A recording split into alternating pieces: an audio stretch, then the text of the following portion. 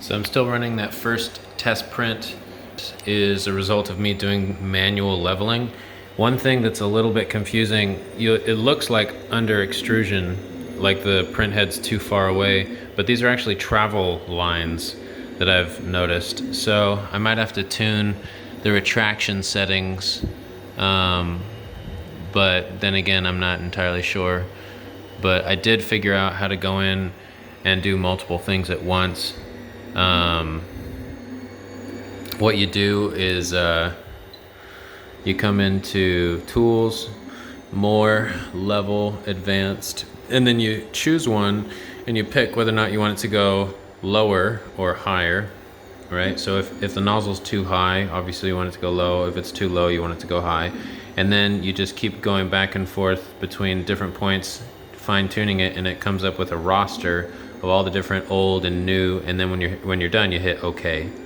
And so if I hit this guy, it's at 350 right now. Well, I don't know if it's saving everything, but I'm noticing that after doing some slight adjustments, it does look okay, but it's hard to tell.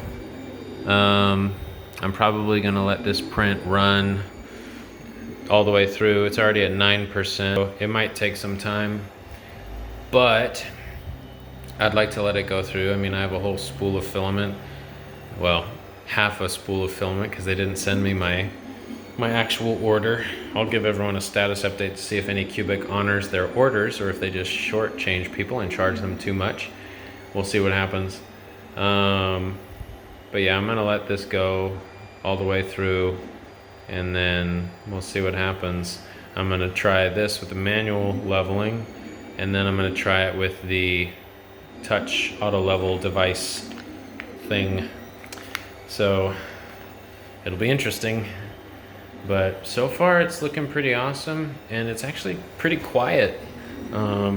Hear it obviously in the background here, but I am in a room that has a slight echo. We're doing some renovations in this room, so I'm gonna shut up now and I'm gonna move around this room and then I'm gonna move into the kitchen so you can just listen to how loud this is.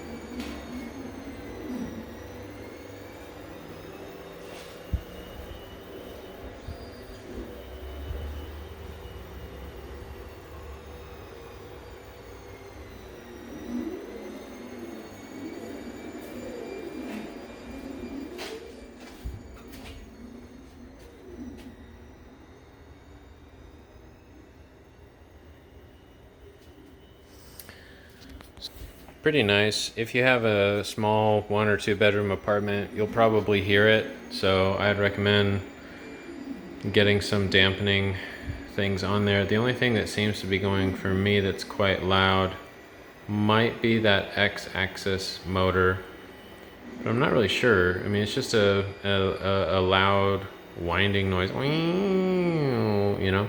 It might be just the G-code too. It's taking its sweet time. It's printing very slowly. So I'm excited to see what it performs like once it's gone through its paces and starts printing some real stuff for me. We'll see how it goes. I'm gonna step away though and let that thing finish its test print because I did do some fine-tuning adjustments like I mentioned earlier. And we'll see what happens. 12% complete.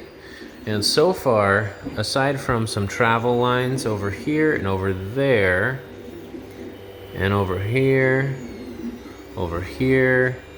and up there, it looks okay. I mean, it's really stuck on there. I didn't do any type of spray or anything on there. It's really sticky. And it heated up fairly quick. I mean, I was up and running and preheated in less than 5 minutes. So that's very impressive for a heat bed this big. But yeah, pretty cool. I will give you guys more updates as they come. Talk to y'all later.